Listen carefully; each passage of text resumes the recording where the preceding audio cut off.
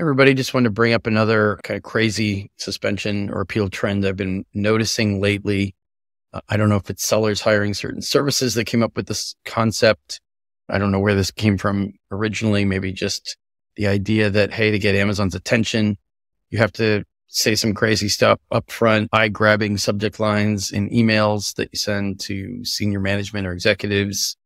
The first couple of sentences of the appeal that you submit, even through Seller Central, with some eye-catching jokes or flashy content. I don't know where this started, but I'm seeing more and more appeals like that I'm pretty sure no one on the other side takes them seriously. I think they kind of laugh it off. Maybe they show it to their seller performance friends next door, but those don't have any real chance of being taken seriously. If they think you're doing jokes or putting famous quotes or even just making outlandish statements, I guess I would say, in the first couple lines of an escalation, whether it's kind of a jokey insult or something that's just extremely unprofessional, is not going to be read. They won't take the time to read it, which defeats the purpose. If you're encouraging Amazon to throw it away before it even gets started, whether it's a goofy subject line of an email or the first paragraph of an appeal submission through Seller Central, you're only hurting your odds of success. There's nothing you're doing to help yourself. But on top of that, you're probably making it less likely that they'll read a future appeal or take seriously another appeal. I mean, if they feel like they are wasting their time with you, what motivation do they have to keep reading? I understand that some appeals are ignored for no reason. Amazon drops the ball. They don't review what they're supposed to. That makes sense. That happens every hour of the day. And I understand some of the logic in terms of, hey, let's write something that'll get them to focus and pay some attention to our next appeal. Let's get an escalation going that will jar them into, a dose of reality. So on some superficial level, I understand the interest in taking that approach, but it's the execution that matters. That's the wrong approach if all you're going to do is sharpen a stick and poke them with it, but poking them in a way that's going to rub them the wrong way and dissuade them from taking your entire appeal seriously. If they think you're making jokes or throwing in unprofessional, incompetent style language or content, I mean, why would they bother with it? In fact, you're giving them an excuse to just annotate your account saying, these guys obviously don't care about their brand very much. They don't care about resolving this. A lot of times I think they assume that you're just grabbing some bizarre template you found online, or you're hiring some service that really has no ideas about how to help you. They have to kind of make it look like, oh, we're using eye-grabbing content to get Amazon's attention. That's what you're missing in your previous appeals before you hired us. So we're going to come up with some jokes or like I said, some flashy content to make them interested in reading your appeal. Well, it makes them less interested.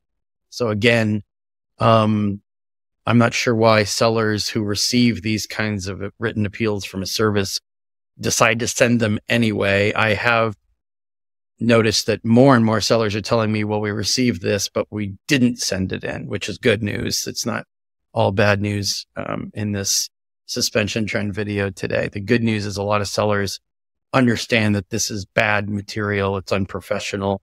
It's harming more than helping, and they just don't send it in. So please continue to read everything, whether you buy it from somewhere, you find some template. If you're using templates, you're probably not anywhere in the ballpark of resolving it anyway, because you're just kind of mailing it in and forgetting about it. And you're not interested in doing any real work to get yourself reinstated. And Amazon can tell.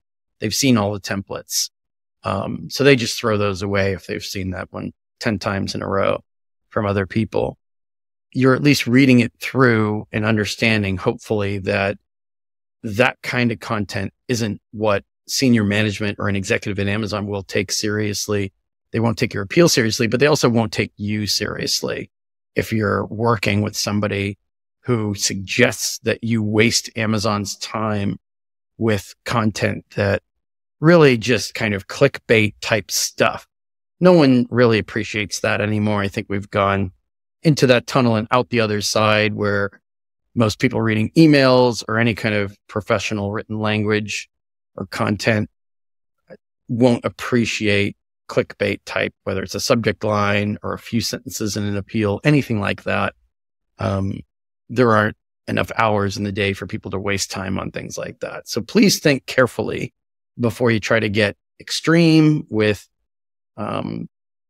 overly angry, overly happy, overly jokey language, content that's not relevant to an appeal, that's not factual, that's an obvious and transparent attempt to get someone's attention so that you can then change the subject suddenly and get into the reasons for your appeal. What good is that if they don't even have any motivation to keep reading because you've kind of discouraged them from working on it, and you've demotivated them from helping you, really? They just get annoyed, maybe frustrated with you. I mean, what are your odds of being reinstated if they read that and they think that you don't think much of them? I mean, it's kind of insulting, right? So I'm not sure insulting them is the best way to go when you're trying to get reinstated. Know your audience, think through this stuff, read through it. Don't blindly hire people and blindly send in what they give you. If it's not the right message, if it's not the right delivery, there's no point sending it. You're only going to get a routine rejection, and you might prejudice them against reading future appeals. So these are things to think about, especially during peak sales periods when you need to get reinstated quickly without wasting a bunch of appeals like this. Any questions on it, certainly let me know, and I'd be happy to provide a bit more color commentary than I already have. Thanks for listening.